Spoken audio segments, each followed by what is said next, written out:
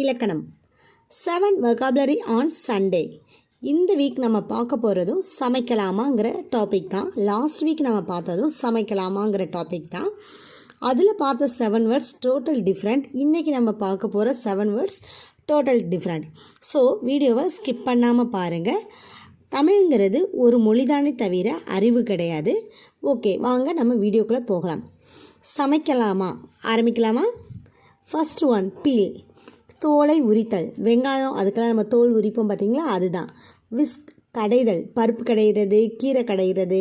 NEET, பிசைதல், மாவு பிசைகிறது.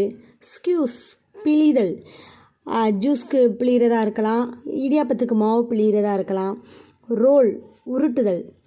ரப், தேய்த்தல். Season, பதம் R பக்குவம், படுத்துதல். ஸோ இதை நம்ம ஒரு ஸ்டோரியாக பார்த்துடலாமா?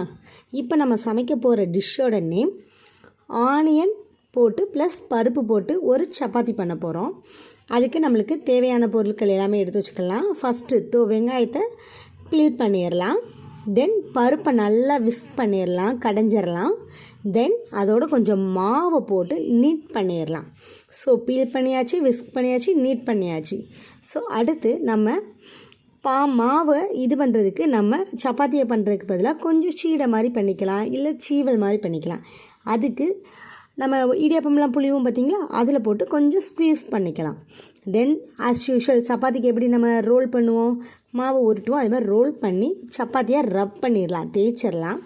தென் சப்பாத்தி போடுறதுக்கு தேவையான உப்பு, காரம் எல்லாமே கரெக்டாக இருக்கா அப்படிங்கிற பார்க்குறதுக்கு. என்ன சப்பாத்திக்கு காரம்னு யோசிக்கிறீங்களா? நம்ம தான் ஆல்ரெடி வெங்காயம், பருப்பு எல்லாமே போட்டிருக்கோம் பார்த்திங்களா, அதெல்லாம் ஆட் பண்ணும்போது அதோட பதம் கரெக்டாக இருக்கான்னு செக் பண்ண போகிறோம். சீசனுங்கிறது காலங்கள் மட்டும் குறிக்கிறது கிடையாது.